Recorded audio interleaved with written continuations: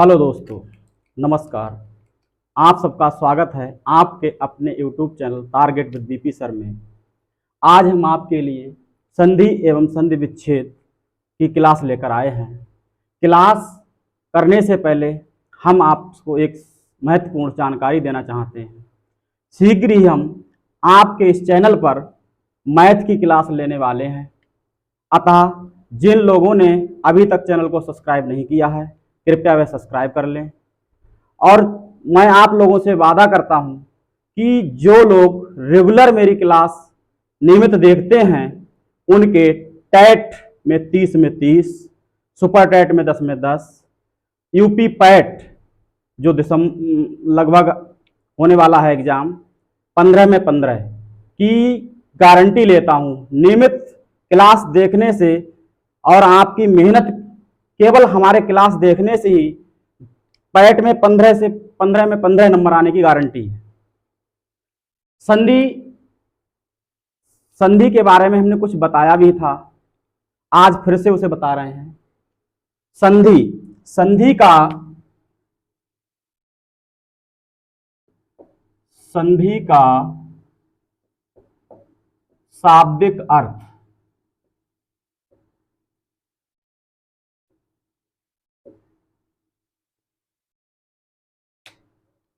का शाब्दिक अर्थ मेल होता है। अब बात आती मेल किसका होता है? दो शब्दों का मेल होता है। किस प्रकार से?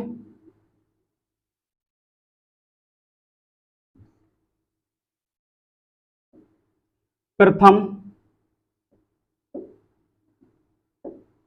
शब्द का अंतिम वर्ण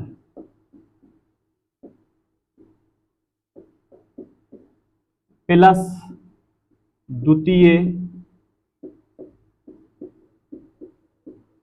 शब्द का प्रथम वर्ण।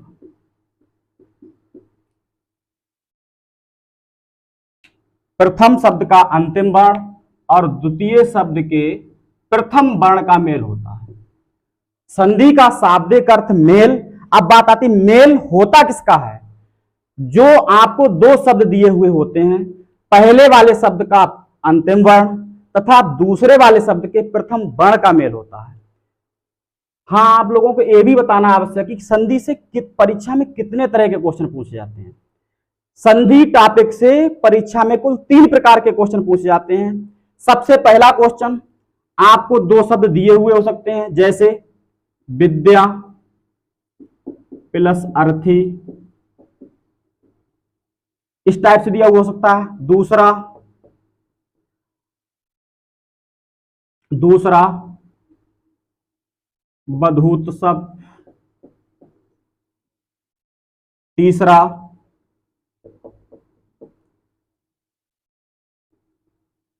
स्वार्थी। 3 टाइप के सवाल वो कौन कौन से हैं? सबसे पहला, आपको दो शब्द दिए जाते हैं, उनकी संधि करवाकर लिखता है कि इन दोनों की संधि कीजिए, जैसे विद्यार्थी।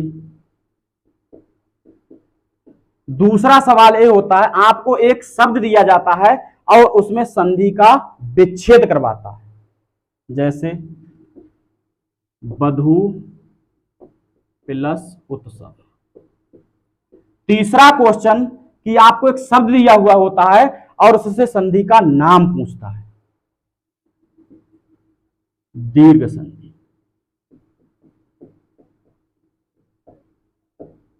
तो इन 3 प्रकार के क्वेश्चनों को समझने के लिए इस वीडियो को बड़ा ध्यानपूर्वक और अंत तक देखें। इस बात का वादा है, इस वीडियो के बाद आपको संधि कहीं अंत से पढ़ने की आवश्यकता नहीं होगी। तो हम स्टार्ट कर रहे हैं कि ये दो शब्द होते, इनका अंतिम वर्ण क्या होता है, दूसरे शब्द का प्रथम वर्ण क्या होता है, इसके आधार पर संधि को हम बांटते किस प्रकार से हैं।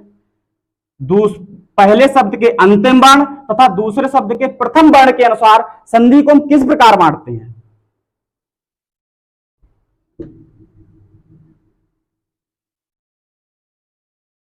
हमने पिछली क्लास में बताया था कि संधि के कुल 3 भेद होते हैं। सबसे पहले अगर संधि की परिभाषा की बात करें तो हमने बताया था दो निकटवर्ती वर्णों के परस्पर मेल से जो विकार होता है या परिवर्तन होता है या आदेश होता है उसे संधि कहते हैं। अब बात आती है दो वर्ण होते क्या है।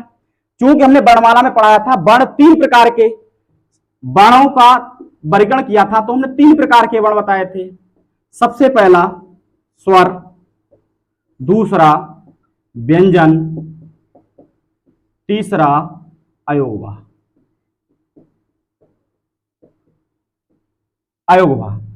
तो जब वर्ण भी 3 प्रकार के होते हैं, इस वर्णों के आधार पर संधियां भी 3 प्रकार की ही होती हैं। नंबर 1 स्वर संधि, नंबर 2 व्यंजन संधि और नंबर 3 विसर्ग संधि।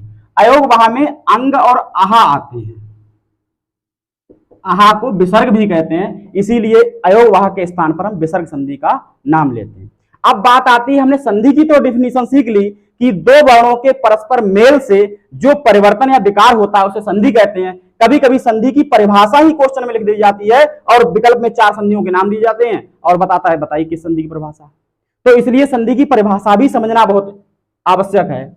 बात आती है संधि की परिभाषा की, दो परस्पर वर्णों के मेल से जो विकार या आदेश होता है उसे संधि कहते हैं। अब बात आती है स्वर संधि कब होती है, व्यंजन संधि कब होती है।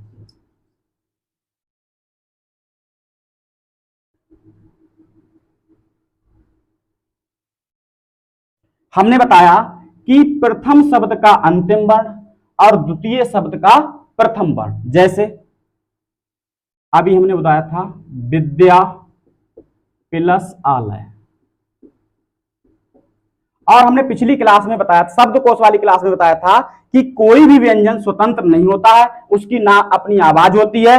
व्यंजन यदि आपका का लिखा हुआ है इसका मतलब कि इसमें आ शामिल है, आधा का और प्लस आ। यदि की लिखी हुई है तो इसका मतलब है आधा का प्लस ई। यदि कु लिखा हुआ है इसका मतलब आधा का प्लस उ। इस बात को समझना बहुत इंपॉर्टेंट है। इसी प्रकार से यहां समझना है कि जब किसी प्रथम शब्द का अंतिम वर्ण, यहां पर विद्या में क्या है, बड़ा आ, विद्या में क्या है, बड़ा आ।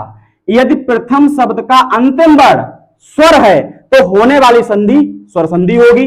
यदि प्रथम शब्द का अंतिम वर्ण जैसे बाक प्लस जाल, यहां देखो हलंत का है, इसका मतलब इसमें स्वर नहीं है। यदि प्रथम शब्द का अंतिम वर्ण व्यंजन है तो होने वाली संधि व्यंजन संधि होगी। यदि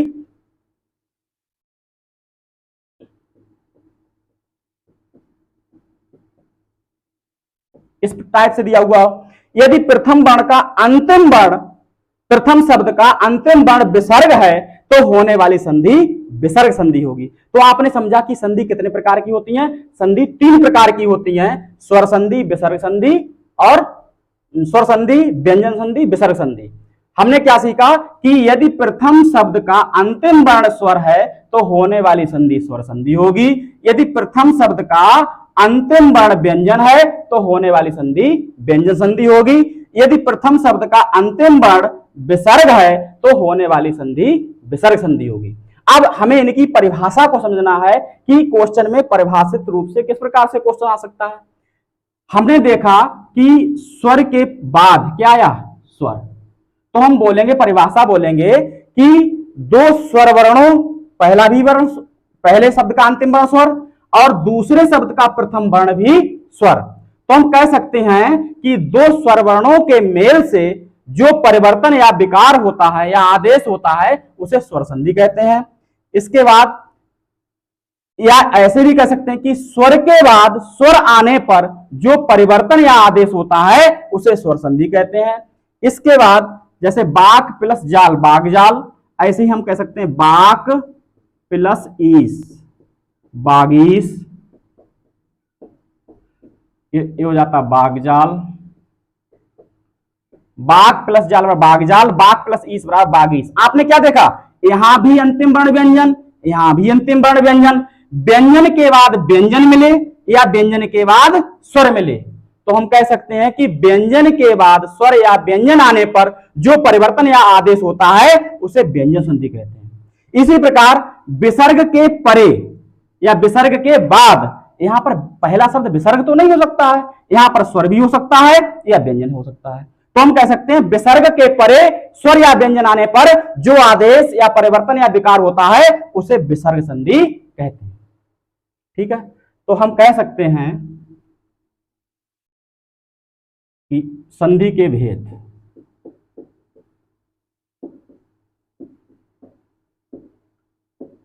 संधि के भेद तीन प्रकार के होते हैं। नंबर 1 स्वर संधि, नंबर 2 व्यंजन संधि, नंबर 3 विसर्ग संधि।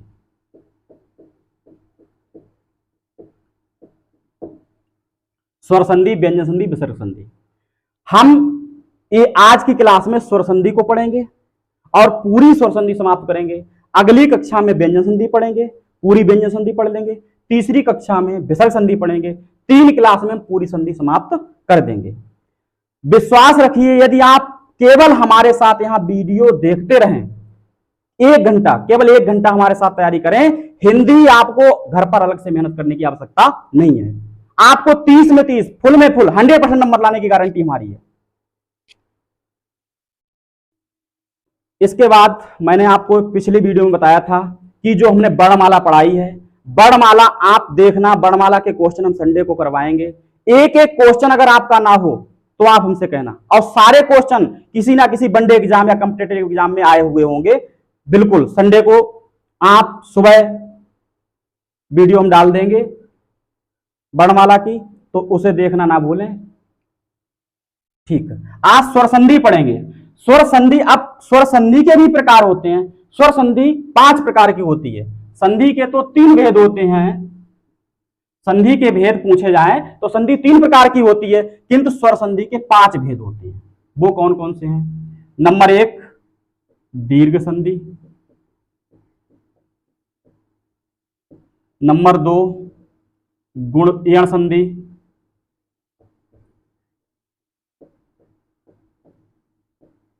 कुछ लोग यण संधि को बाद में पढ़ाते हैं, किंतु हम आपको जिस क्रम में पढ़ाएं उसका एक मतलब है कि दीर्घ संधि से मेल खाती है यण संधि, इसीलिए हम दीर्घ संधि के जस्ट बाद यण संधि पढ़ाते हैं।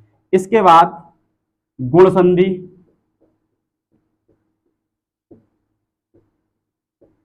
और वृद्धि संधि,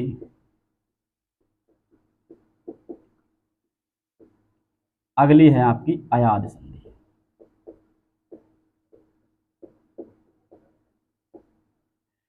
दीर्घ संधि और यण संधि में समानता है, इसी प्रकार से गुण संधि और वृद्धि संधि में समानता है।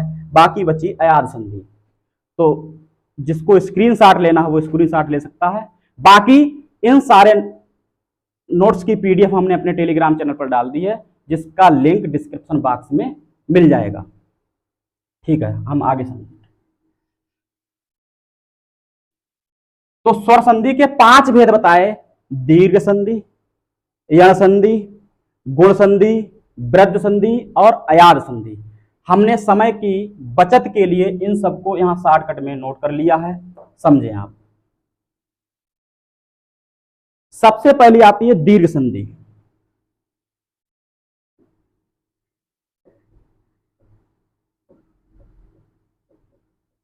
इससे पहले हम आपको एक बात बता दें, यदि हम आ की बात करें तो आप समझें ह्रास आ और दीर्घ आ। यदि हम ई की बात कहें तो आप समझें ह्रास ई और दीर्घ ई। यदि हम ऊ की बात करें तो आप समझें ह्रास ऊ और दीर्घ ऊ। चूंकि यही समान स्वर कहलाते हैं, आ और आ, ह्रास आ और दीर्घ आ ये समान स्वर होते हैं, ह्रास ई और दीर्घ ई समान स्वर होते हैं, ह्रास ऊ और दीर्घ ऊ समान स्वर होते हैं। यदि हम समान स्वर की बात कहें तो आप समझ सकते हैं कि या तो आ का समान स्वर बोलें तो आ का समान स्वर या तो आ होगा, ह्रास आ होगा, या दीर्घ आ होगा। इसी प्रकार से अगर हम दीर्घ आ के समान स्वर की बात करें तो वो भी हम कह सकते हैं कि ह्रास आ या दीर्घ आ होगा। इसी प्रकार से ई और ऊ का समझिए। दीर्घ संधि की बहुत सिंपल नियम है कि यदि आ ई ऊ इनके बाद हमने बताया था कि संधि कब होती है कि प्रथम शब्द का अंतिम वर्ण और दूसरे शब्द का प्रथम वर्ण। तो हमने क्या बताया, जब प्रथम शब्द का अंतिम वर्ण और दूसरे शब्द का प्रथम वर्ण का मेल होता है, मेल से जो विकार या आदेश होता है या परिवर्तन होता है उसे ही संधि कहते हैं। तो हमने बताया कि यदि आ ई उ के बाद समान स्वर मिल जाए, समान स्वर मिल जाए, यदि आ के बाद समान स्वर मिला, समान स्वर का मतलब आ के बाद आ या बड़ा आ मिल जाए, तो हम कहेंगे वो हो जाता है दीर्घ आदेश हो जाता है, दीर्घ आदेश हो जाता है। दीर्घ का मतलब इनका दीर्घ, ऐसी ई का दीर्घ बड़ी ई, ऊ का दीर्घ बड़ा ऊ हो जाता है। कहने का मतलब आ या बड़ा आ के बाद आ या बड़ा आ आए तो उसका क्या हो जाता है, बड़ा आ ही हो जाता है। इसी प्रकार से ई या बड़ी ई के बाद ई या बड़ी ई आए तो उसका बड़ी ई हो जाता है। ऊ या बड़ी ऊ के बाद ऊ या बड़ी ऊ आए तो उसका बड़ा ऊ हो जाता है। ठीक है, अब बात आती है कि यदि हमसे पूछा जाए, सादा क्वेश्चन पूछे कि दो शब्द दे दीजिए उनकी संधि करवाए, तो हम संधि इस नियम के आधार पर कर देंगे। और यदि पूछा जाए, कोई आपसे एक शब्द दे दिया जाए और पूछा जाए कि इस संधि का नाम बताइए, तो हमने क्या देखा कि आदेश क्या होते हैं, बड़ा आ बड़ी ई बड़ा ऊ। तो पहचानने की ट्रिक क्या है, यदि किसी शब्द के बीच में बड़ा आ या बड़ी ई या बड़ा ऊ दिया हुआ हो तो वह संधि कौन सी होगी, दीर्घ संधि होगी। जैसे कुछ उदाहरण समझिए, विद्यार्थी, विद्यार्थी, विद्यालय, बधूत्सव,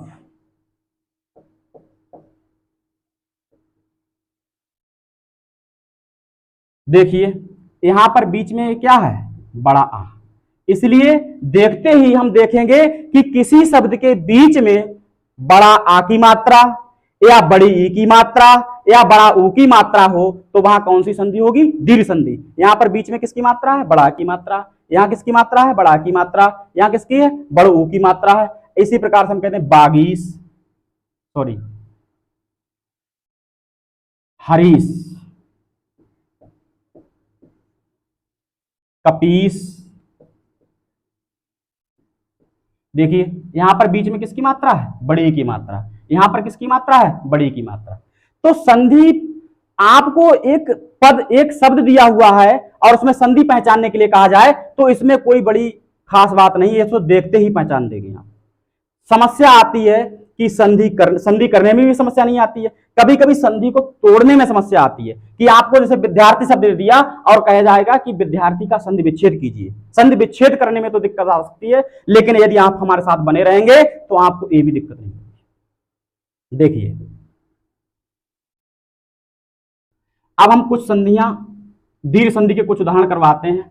जैसे समझे आप संधि करेंगे कैसे, जैसे हमने बताया था विद्या प्लस अर्थी, इसके 3 नियम हमने आपको बताए कि यदि आ या बड़ा आ के बाद, अभी हमने लिखवाया कि आ ई ऊ, यानी आ का मतलब आ या बड़ा आ, ई का मतलब ई या बड़ी ई, ऊ का मतलब ऊ या बड़ा ऊ का मेल समान स्वर से हो, मतलब आ या बड़ा का मेल किससे, आ या बड़ा आ से ही हो, तो क्या आदेश हो जाता है, दीर्घ आदेश हो जाता है। दीर्घ आदेश मतलब बड़ा आदेश हो जाता है।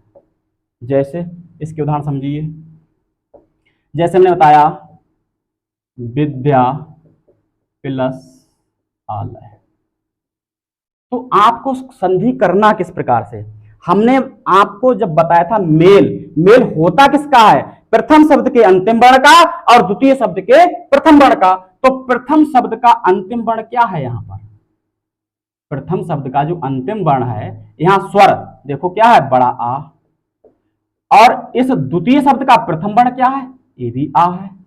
और हमने बताया कि जब कोई दो समान स्वर आपस में जुड़ते हैं या दो समान स्वरों का मेल होता है तो उनका दीर्घ रूप हो जाता है।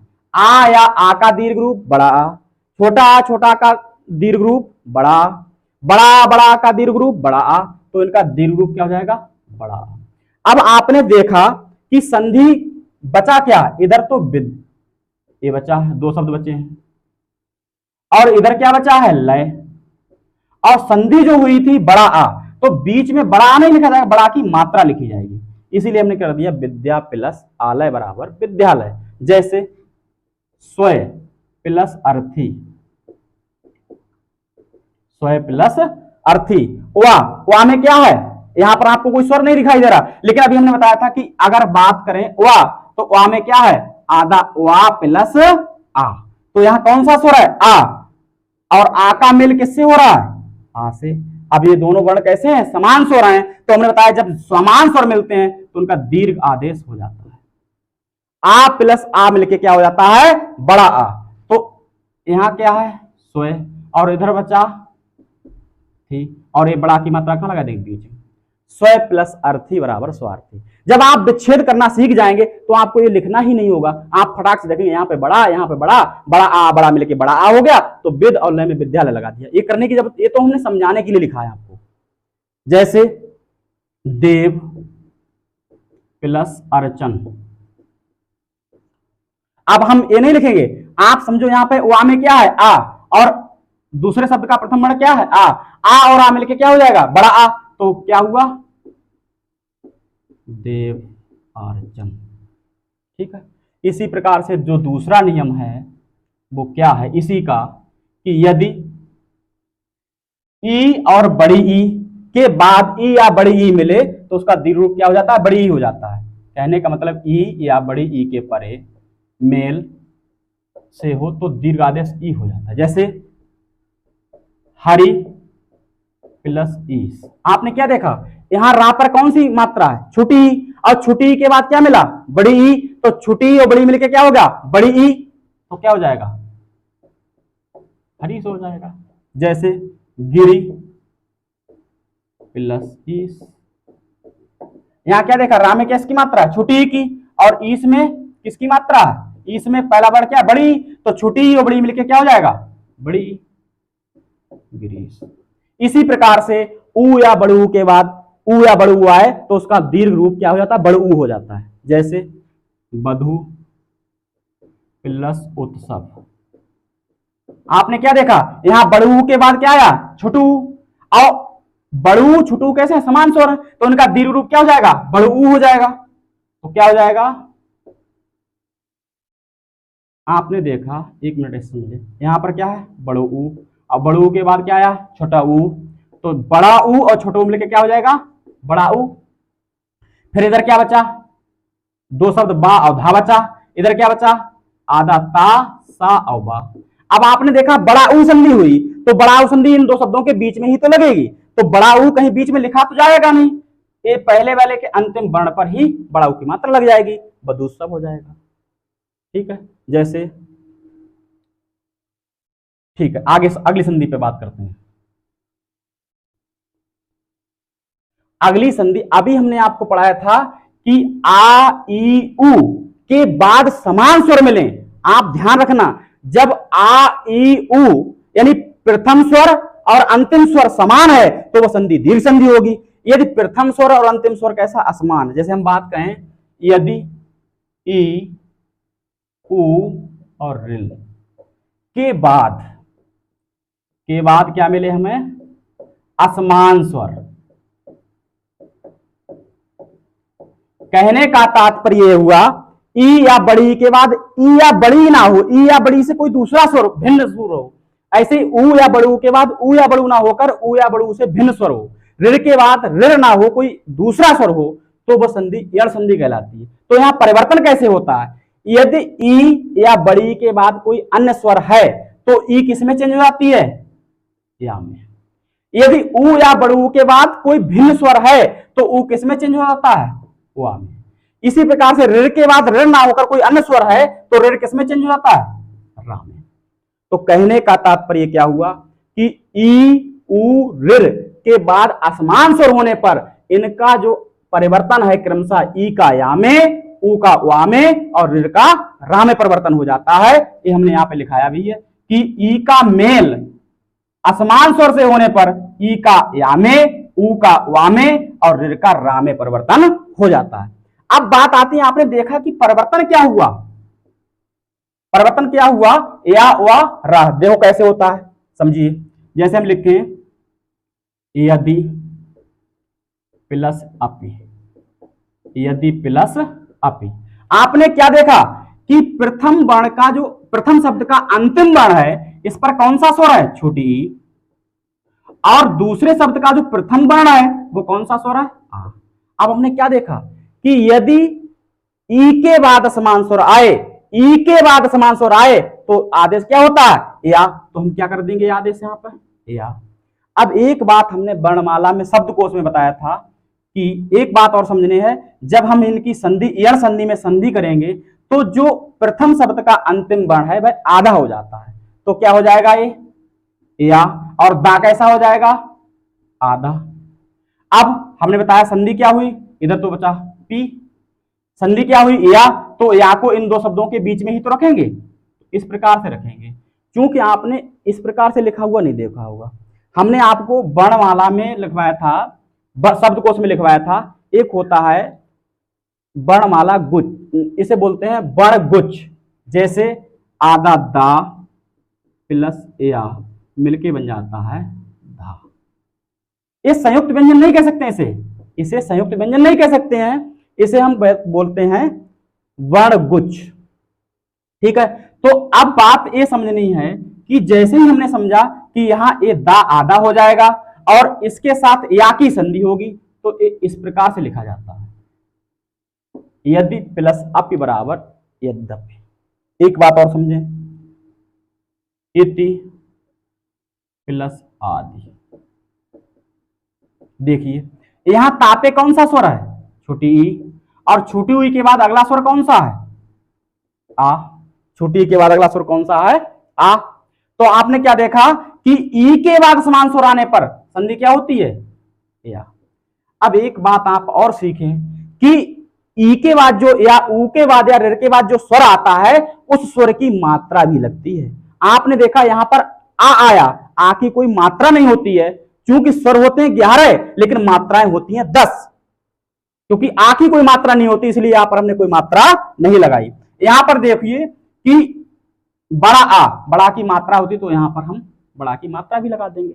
अब आप समझें कि हमने बताया था कि जो यण संधि में प्रथम शब्द होता है उसका अंतिम वर्ण आधा हो जाता है, तो क्या हो जाएगा, छोटी ई और आधता बचेगा। इसके बाद इसे जोड़ लीजिए और यहां क्या बचा, दी। इति प्लस आदि बराबर इत्यादि। ऐसे ही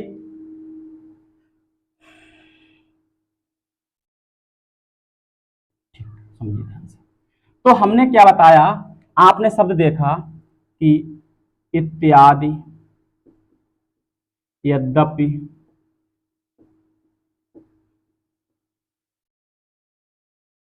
तो अब बात आती है जो दूसरा क्वेश्चन है कि पहचान।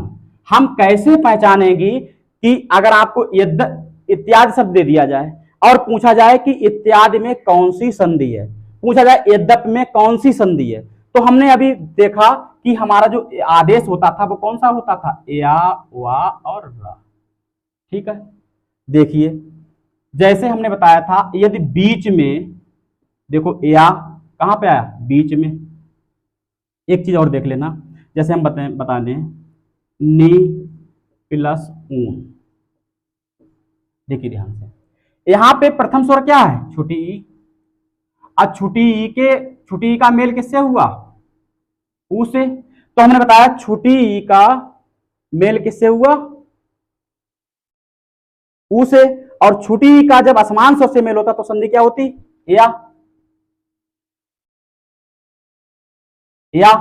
अब बाद में जो स्वर आया उसकी मात्रा होती है तो उसे भी लगा देते हैं। और हमने बताया जिस पर यह संधि जोड़ी जाती है वह शब्द कैसा हो जाता है, आधा। तो ना पर संधि जोड़ी जाएगी तो ना कैसा हो जाएगा, आधा, और इधर बचा ना, न्यून। जैसे बी प्लस ऊ। अब देखिए यहां पर कौन सा स्वर है, छोटी ई है, और छोटी ई के बाद कौन सा स्वर आया, बड़ा ऊ। तो छोटी ई के बाद जब बड़ा ऊ आया है तो यहां पर क्या हो जाएगा, या, और जो बाद में स्वर है उसकी क्या मात्रा लग जाएगी।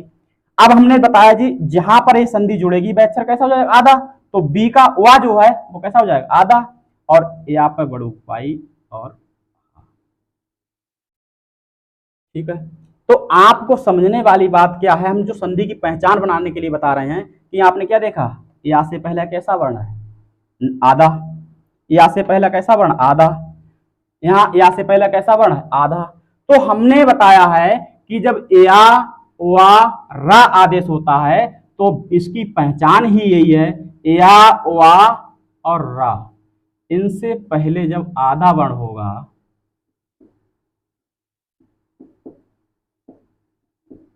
आधा वर्ण हो तो वह संधि कैसे हो जाएगी, संधि कौन सी संधि कहलाएगी, यण संधि। जब या वा रा से पहले आधा वर्ण हो तो वहां संधि होगी यण संधि। जैसे एक उदाहरण और देखिए,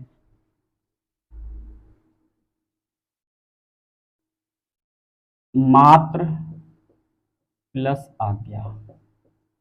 अब आप समझिए इस वर्ण पर अंतिम स्वर क्या है, ये ऋण की मात्रा होती है, रा नहीं होता है, रा रा इस टाइप से लगाया जाता है, यहाँ ये ऋण की मात्रा है तो ऋण के बाद क्या आया हमारा बड़ा आ। और हमने बताया था यदि ऋण के बाद समान स्वर आए तो संधि क्या होती है रा, संधि क्या हो जाती है रा। और जिस पर ये रा शब्द जुड़ेगा वह शब्द कैसा हो जाएगा आधा, तो क्या हो जाएगा ता कैसा हो जाएगा आधा, और आगे ये संधि जुड़ जाएगी रा और एक गया बचा। लेकिन आपने वर्णमाला में पढ़ा था कि आधा ता और रा, आधा ता और रा मिलके क्या बन जाता है त्रा, इसीलिए यहां पर आधा ता और रा ना लिखकर हम क्या लिखेंगे तेरा। और चूंकि बाद में जो स्वर आया है उसकी मात्रा होती है तो इसलिए रा पर मात्रा लगी जाएगी, तो वो यहां पर।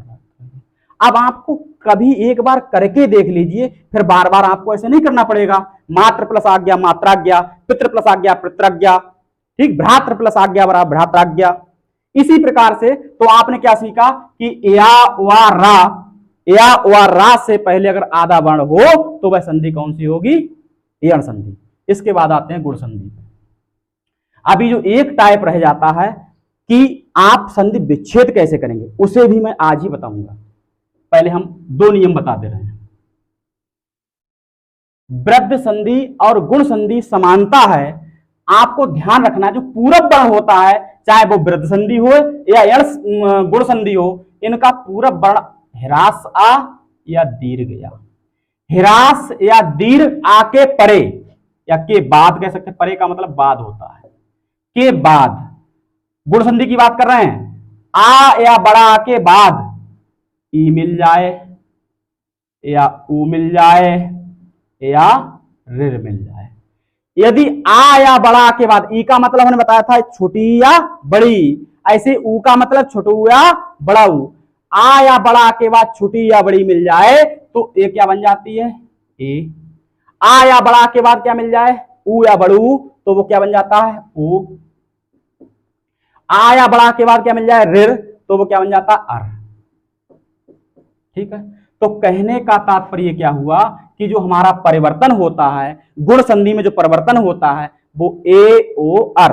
कहने का मतलब क्या हुआ कि आ या बड़ा आ में क्या मिल जाए ई या बड़ी ई, तो परिवर्तन क्या हो जाएगा ए। इसी प्रकार से आ या बड़ा आ में क्या मिल जाए ऊ या बड़ा ऊ, तो परिवर्तन क्या हो जाता है ओ हो जाता है।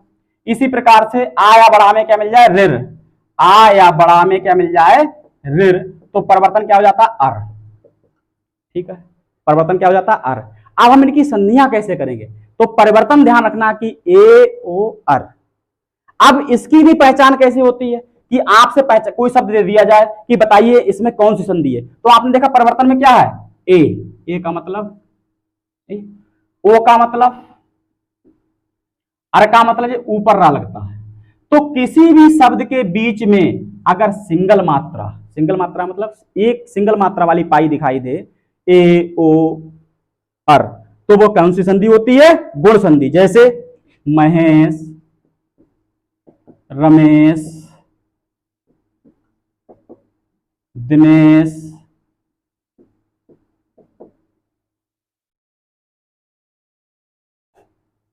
इसी प्रकार से महर्षि, देवर्षि, ठीक, ब्रह्म ऋषि। आपने क्या देखा, बीच में किसकी मात्रा, एक ही मात्रा, एक ही मात्रा, एक ही मात्रा, यहाँ रा रा रा। तो इसकी पहचान ही यही है कि जब बीच में एक ही मात्रा या ओ की मात्रा या रा दिखाई दे तो वह संधि गुण संधि होती है। अब इसका संधि कैसे करते हैं उसको समझिए।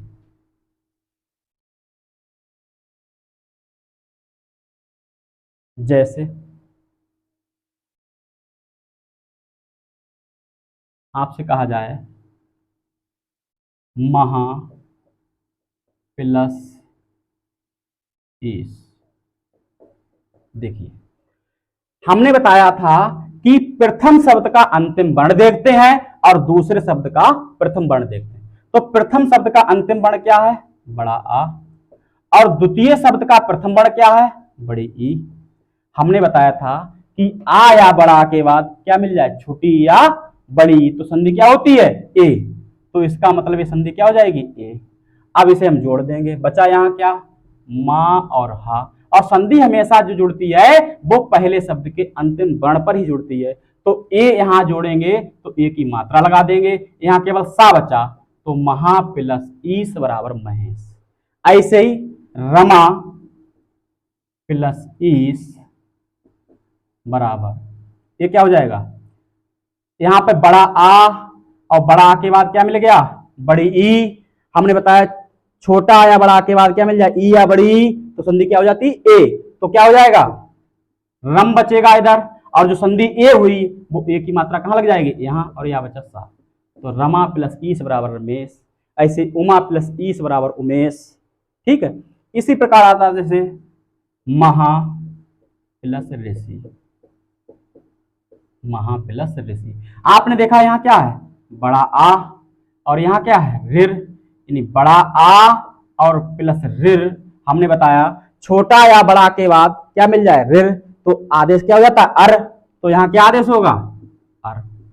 क्योंकि अर, अर मतलब ये रा कैसा है, आधा, और आधा रा, ये रा अर की आवाज कहां निकलती है, पहले, तो ये रा कहां लगेगा, ऊपर। जैसे हम बात करें प्रताप, यदि हम प्रताप की बात करें तो ये वाला रा है, इसकी आवाज कहां निकल रही, अक्षर के बाद में। यदि हम इसी बात करें गर्ग, तो इस रा की आवाज कहां रही, पहले। तो जो ये अर आवाज देता है ये ऊपर रा लगता है, हमेशा इसको कहां लगाएंगे, ऊपर। तो यहां क्या बचा, मह, और इधर क्या बचा, सी। तो हमें इस सी से पहले रा की आवाज निकालना है, तो ये रा कहां लगाएंगे, यहां पर। तो इसीलिए तो इसकी पहले आवाज नहीं, महर्षि। ऐसी ब्रह्म प्लस ऋषि। एक बात समझ लेना, ये बहुत इंपॉर्टेंट क्वेश्चन है। ये आप यहां पर इसे बड़ा की मात्रा में समझना, यहां केवल है आ और यहां है रिर, ये इसमें शामिल है हा में, इसको आप बड़ा की मात्रा में समझना। तो यहां क्या, आ और रिर मिलके क्या हो जाता है, अर। अब बचा क्या, ये तो पूरा बचेगा, क्यों, आ निकलने से कोई परिवर्तन नहीं होगा, तो क्या हो जाएगा। अब इधर बचा और ये रा कहां लग जाएगा, ऊपर। तो ब्रह्म प्लस ऋषि बराबर ब्रह्म ऋषि। इसके बाद अगली संधि, अगली संधि का नाम है वृद्ध संधि। वृद्ध संधि में क्या होता है, आ या बड़ा आ के बाद आपने ध्यान रखना है, गुण संधि में आ या बड़ा के बाद क्या मिलता था, छुटी, छटू, रिल। यदि आ या बड़ा के बाद छुटी या बड़ी मिले तब कौन सी संधि, गुण संधि। आ या बड़ा के बाद छटऊ या बड़ाऊ मिले तो कौन सी संधि, गुण संधि। आ या बड़ा के बाद रिर मिले तब भी कौन सी संधि, गुण संधि। किंतु आ या बड़ा के बाद ए, ए या ओ, कहने का तात्पर्य कि यहां शुरू में पूर्व वर्ण तो आया बड़ा ही रहता है, लेकिन जो अंतिम वर्ण है उसमें चेंज हो जाता है। गुण संधि में वो क्या होता है, छोटी या बड़ी, छटाऊ या बड़ऊ या रिर। लेकिन वृद्ध संधि में इसे क्या कर देते हैं, ए, ओ, औ। यदि छोटा आय बड़ा के बाद ए या ऐ में से कोई सा भी बड़ा है तो संधि होगी ऐ। इसी प्रकार से छोटा आय बड़ा के बाद ओ या औ में से कोई सा भी बड़ा है तो संधि हो जाएगी औ।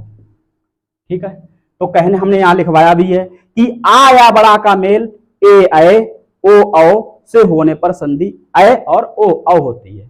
जैसे देखिए महा प्लस सदा प्लस एव। आपने क्या देखा, यहां अंतिम वर्ण क्या है, बड़ा आ, और इसका प्रथम वर्ण क्या है, ए। और हमने अभी बताया कि आ या बड़ा के बाद क्या है, ए आए चाहे ऐ आए, संधि ऐ ही होगी। तो यहां संधि क्या हो जाएगी, ऐ। तो यहां क्या बचा, सद, और इस सद पर ही इस ऐ की मात्रा लगेगी, ऐ की मात्रा लगेगी। ए की मात्रा होती सिंगल, जी होती ए की मात्रा, और अगर ऐ की मात्रा पूछी जाए तो ऐ की। नहीं आप सोचे कि एक मात्रा यहां एक मात्रा यहां लग, यहां पर दो मात्रा लग जाएगी, और इधर बचा हुआ, तो सदा प्लस ए बराबर सदैव। इसी प्रकार से महा प्लस औषधि। आपने क्या देखा, बड़ा आ के बाद क्या आया,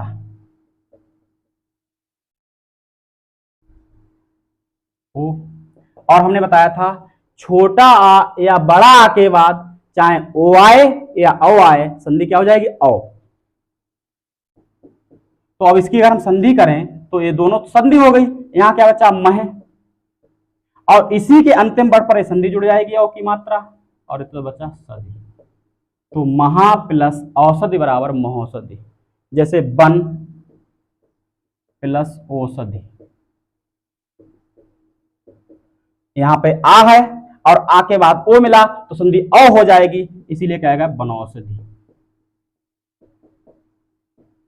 अब इसकी पहचान क्या होगी, आपने देखा कि यहां पर क्या आदेश हुआ, ऐ और औ, और जो आदेश होता है वो हमेशा कहां होता है, बीच में। तो यदि बीच में आपको क्या दिखाई दे, बीच में ऐ की मात्रा या औ की मात्रा, कहने का मतलब आपने गुणसंधि में क्या पढ़ा था, यदि सिंगल पाई वाली मात्रा जैसे ए ओ आर, ये गुणसंधि की पहचान थी। यदि बीच में सिंगल मात्रा वाली पाई दिखाई दे तो गुणसंधि, यदि बीच में डबल मात्रा वाली पाई दिखाई दे तो वृद्ध संधि। देखिए आप बीच में क्या है, ऐ की मात्रा, औ की मात्रा, यहां औ की मात्रा, तो ए तो हो गई पहचान। तीसरी संधि बची है अयाद संधि, पांचवी।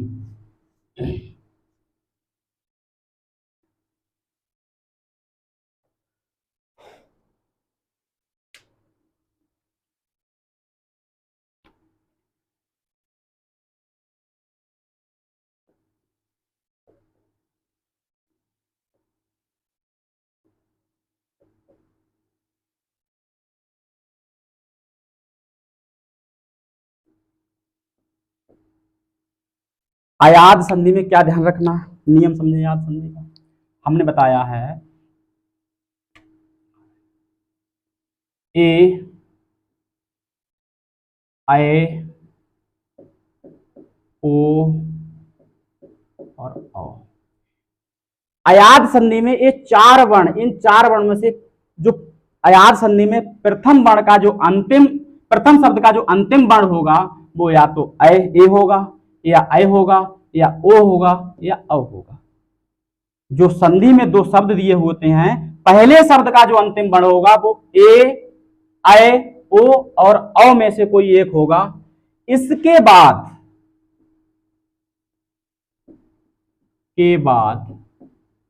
यदि असमान स्वर मिले,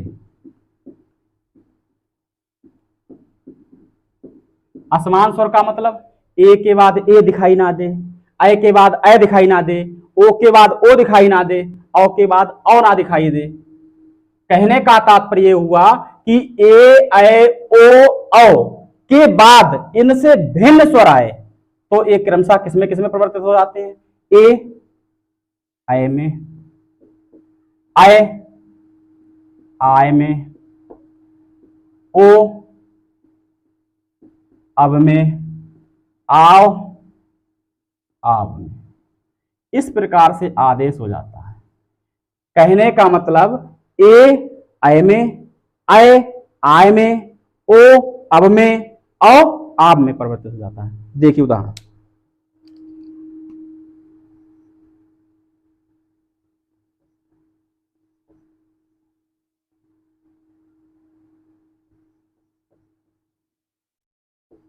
देखिए यदि हम बात करें ने प्लस अन, आपने क्या देखा, यहां पर क्या है ए, इसका अंतिम स्वर क्या है ए, और ए के बाद क्या मिल गया आ, ए के बाद क्या मिल गया आ। तो यहां हमने बताया जी ए के बाद असमान स्वर मिले तो संधि क्या हो जाती है अय, संधि क्या हो जाती है अय। अब बात समझिए कि यहां तो बच्चा संधि ए की संधि हो गई और यहां आ की संधि हो गई, तो यहां क्या बचा ना, और यहां क्या बचा ना। लेकिन संधि किसकी, यहां पर या जो है, या में जे वाला आ मिलेगा तो पूरा या हो जाता है। या में जे बाद वाला जब आ मिलता है तो आधा या और आ मिलके क्या हो जाता है पूरा या। तो इसलिए ने प्लस अन बराबर नयन। जैसे दूसरा ओ प्लस अन, यहां आप क्या है ओ की मात्रा, और अगला आपको क्या मिला, पहला स्वर मिला ओ और दूसरा क्या मिला आ। हमने बताया ओ के बाद समान स्वर मिले तो क्या संधि हो जाती अब।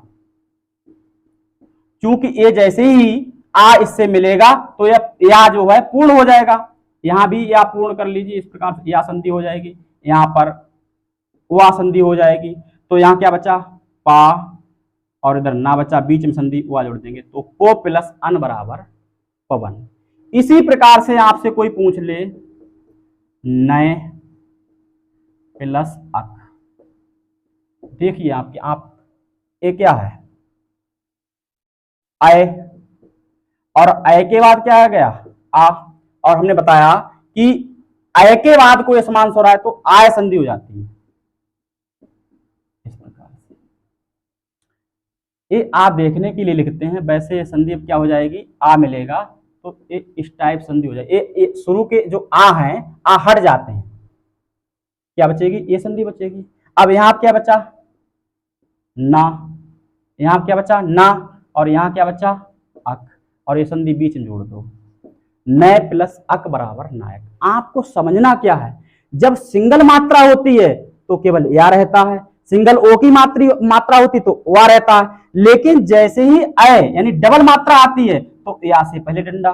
इसी प्रकार से पौ प्लस अन, पौ प्लस अन, आपने क्या देखा यहां पर औ की मात्रा और यहां है आ, तो आपने क्या देखा वा की संधि तो होगी लेकिन उससे पहले क्या है औ के बाद समान स्वर आए तो आ संधि हो जाती है, कहने मतलब वा से पहले डंडा आ जाता है। तो यहां क्या बचा पा और यहां बचा ना, और इसको बीच में लेते हैं तो पो पौ प्लस अन बराबर पावन, और जबकि पो प्लस अन बराबर होता है पवन। कहने का मतलब ये ध्यान रखना है कि जब सिंगल मात्रा वाला स्वर हो तो यहां पर क्या होगा उससे पहले डंडा नहीं लगेगा, लेकिन जब डबल मात्रा वाला स्वर हो तो उससे पहले डंडा लग जाएगा। एक और देखिए उदाहरण, यहां भी ये ध्यान रखना है कि यदि बाद में ऐसा कोई स्वर होगा जिसकी मात्रा होती है तो उस मात्रा को भी लगाएंगे। जैसे नए प्लस इका, नए प्लस इका क्या है, यहां पर क्या है अय, और अय के बाद क्या आया ई, यहां कैसा है हमने बताया था ए अय के बाद असमान स्वर, अय के बाद अय नहीं है तो इसका मतलब असमान स्वर है, तो अय के बाद असमान स्वर होता है तो संधि क्या हो जाती है आय, आय यानी कि आय संधि होती है। तो आपने क्या देखा इसकी संधि जब हम करेंगे तो क्या हो जाएगा, इधर तो ना बचेगा और इधर का बचेगा। अब बात आती है संधि जो हुई है आय की इस टाइप से, लेकिन बाद में जो स्वर आया इसकी मात्रा भी होती है, छुटी की मात्रा होती है, तो इस पर छुटी की मात्रा लगा देंगे, नय प्लस इका बराबर नायिका। इसी प्रकार से आपसे कोई पूछ ले पो प्लस इत्र, ओ प्लस इत्र क्या हो जाएगा, ओ के बाद समान स्वर है तो वा संधि होती है, तो और बाद में स्वर है उसकी मात्रा है तो पो प्लस इत्र बराबर पवित्र। इस प्रकार से अयाद संधि होती है। अयाद संधि की हम पहचान बताएं, आपने देखा है क्या देखा कि बीच में क्या है, या, वाह, या, वाह, और इससे पहले वर्ण कैसा है, पूरा। जबकि आपने यण संधि में क्या देखा था, वहां भी बीच में या हुआ होता था, लेकिन उससे पहले वर्ण कैसा होता था, आधा, और यहां कैसा वर्ण है, पूरा। तो पहचान क्या है, यदि बीच में या हुआ और उससे पहले वर्ण कैसा हो, पूरा। यदि या और वा से पहले पूरा वर्ण हो तो वह अयार संधि कहलाती है, और या वा से पहले आधा वर्ण हो तो वह यण संधि कहलाती है। संधि का स्वर संधि, आज स्वर संधि का टॉपिक समाप्त हुआ।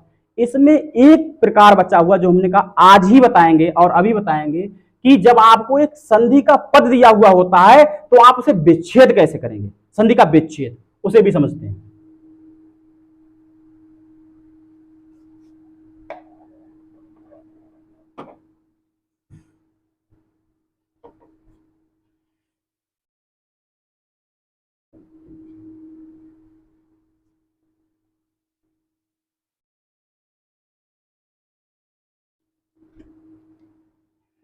देखिए,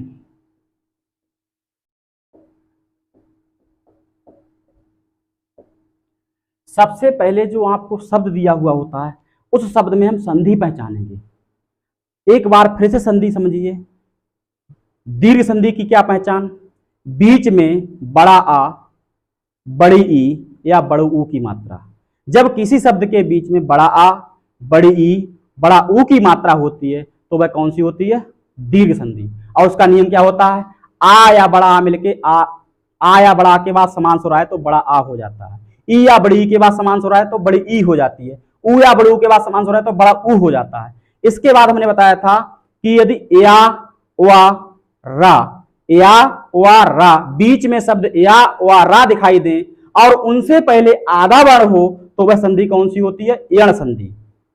और इसका नियम हमने क्या बताया था, यदि ई उ ऋ के बाद असमान स्वर आए तो ई या में हो जाता था, उ वा में हो जाता था और ऋ रा में हो जाता था।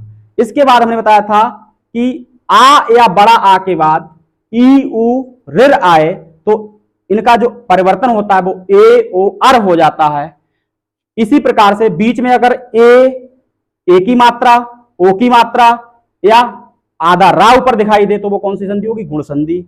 बीच में ए की मात्रा या औ की मात्रा होगी तो वह कौन सा संधि होगी, वृद्ध संधि होगी। जैसे अब यहां पर देखिए बधूत्सव, बधूत्सव में बीच में कौन सी मात्रा है, बड़ा ऊ की मात्रा है, तो यहां पर क्या हो जाएगा, बड़ा ऊ। तो आप इसको विच्छेद यहीं से करेंगे, इधर लिख लें आधा ता, सा और वाह, और इधर क्या लिख लें। अब हमने आपको बताया कि बड़ा ऊ कब बना हुआ होगा, या तो छोटा ऊ प्लस छोटा ऊ मिलके बड़ा ऊ बना हुआ होगा, या छोटा ऊ प्लस बड़ा ऊ मिलके बड़ा ऊ बना होगा, या बड़ा ऊ प्लस छोटा ऊ मिलके बड़ा ऊ बना होगा, या बड़ा ऊ प्लस बड़ा ऊ मिलके बड़ा ऊ बना होगा। आपको ये बात समझना है। तो आपने देखा कि अब यहां पर या तो छोटू ऊ होगा या बड़ा ऊ होगा, तो बधू शब्द जो है उसमें छठू की मात्रा लगा तो ये गलत हो जाता है वर्तनी की दृष्टि से। इसीलिए बधू में कौन सी मात्रा होती है, बड़ू की मात्रा होती है। और उत्सव, उत्सव में छोटा ऊ होता है या बड़ा ऊ, उत्सव में होता है छोटा ऊ। तो बधू प्लस उत्सव हो गया इसका विच्छेद। जैसे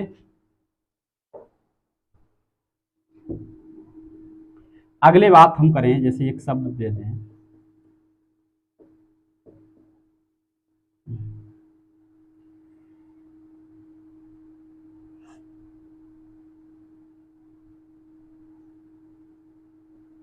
इस प्रकार से शब्द दे दें। अब आपसे कहा जाए कि इस शब्द का संधि विच्छेद कीजिए, तो हमने बताया संधि विच्छेद करने से पहले हमें संधि को पहचानना होगा, इसके संधि का शब्द है। देखिए बीच में बड़ा आ या बड़ी की मात्रा कहीं दिखाई दे रही है, बड़ा की मात्रा है, तो अब आपके समझ में आ गई ये दीर्घ संधि है, तो इसे यहीं से तोड़ लीजिए। इधर लिख लीजिए धर्म, और इधर क्या बच्चा, इधर ये बच्चा। अब बड़ा आ क्या बना होगा, छोटा आ या बड़ा आ प्लस छोटा आ या बड़ा आ, इनके मिलके ही तो बड़ा होगा। कहने का मतलब यहाँ पर या तो छोटा या बड़ा। यदि हम यहाँ पर बड़ा आ लगाएंगे तो ये हो जाएगा धर्मा, ये वर्तनी के हिसाब से अशुद्ध शब्द हो जाएगा, तो इसका मतलब ये पहले शुद्ध लिखा हुआ है धर्म।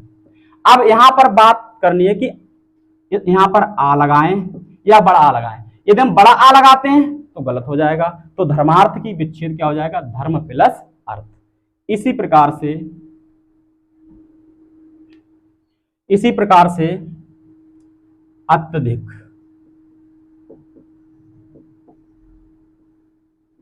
इसको समझना है।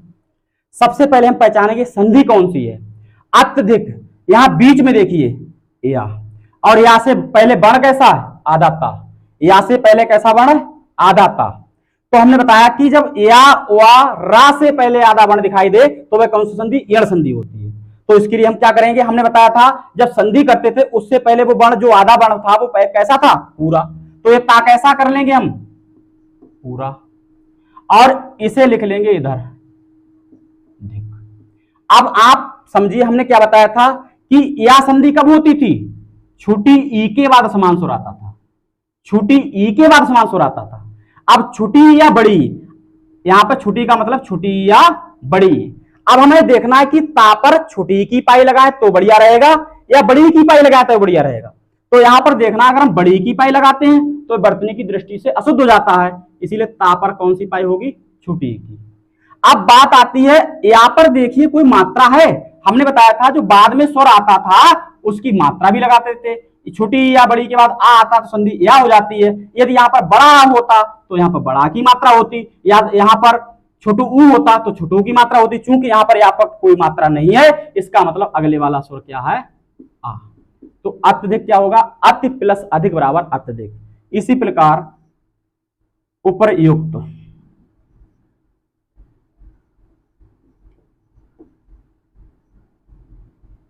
ठीक है, बहुत इंपॉर्टेंट क्वेश्चन है उपरयुक्त।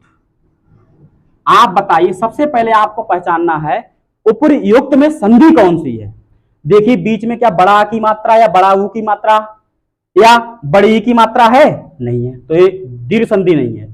आप देखिए या, और या से पहले आधा वर्ण, चूंकि जो रा लगा हुआ है ऊपर, ये रा अगर हम इसे पहले आधा रा ही तो वो पढ़ेंगे, ये रा की इस रा को कहां पढ़ेंगे, पहले, और ये पहले कैसा हो जाएगा, आधा। तो हमने क्या देखा, या से पहले आधा वर्ण, और या से पहले जब आधा वर्ण होता तो वो कौन सी संधि होती है, यण संधि। तो इससे पहले इसे हम विच्छेद करेंगे, यहीं से तोड़ देंगे, इसको उप को लिखो, और जो रा आधा हो गया इसको हम पूरा लिखेंगे, और इधर क्या बचा, आधा का और ता। अब यहां पर क्या है, छठऊ है। अब कहने का मतलब छुटू की मात्रा है, तो इसका मतलब जो बाद में स्वर आएगा वो कैसा होगा, छठऊ ही होगा। तो यहां पर क्या लगाएगा, छुटू। और यहां ऊपर में ई या बड़ी ई के बाद समान स्वर तभी या संधि होती है, तो यहां पर छोटी ई की मात्रा, यानी ऊपर प्लस युक्त बराबर उपयुक्त। जैसे दिनेश, इस संधि को पहचानिए, बीच में सिंगल मात्रा यानी गुण संधि, तो इसको यहीं से तोड़ देंगे, दिन और इधर सा। हमने बताया था कि आ या बड़ा के बाद, आ या बड़ा के बाद ई या बड़ी ई आए तो संधि ए होती है। तो इसका मतलब यहां पर या तो ई होगा या बड़ी ई। तो ई अगर ईस, इसलिए ईस में कैसा होता है, बड़ी ई होती है, क्यों, छोटी ई से वर्तनी गलत हो जाएगी, और दिन में आ ही रहेगा, यानी दिन प्लस ई बराबर दिनेश। इस प्रकार से हम संधि विच्छेद करते हैं। वीडियो अधिक लंबा ना हो इसीलिए हम यहीं पर समाप्त कर रहे हैं। और जिन लोगों ने हमारा चैनल सब्सक्राइब ना किया हो प्लीज उसे सब्सक्राइब कर लीजिए, दोस्तों को शेयर कीजिए, लाइक कीजिए। एक सूचना कि हम जल्द ही मैथ की क्लास स्टार्ट करने वाले हैं, अतः आप सब हमारा चैनल सब्सक्राइब कर लीजिए और दोस्तों को शेयर कीजिए। धन्यवाद।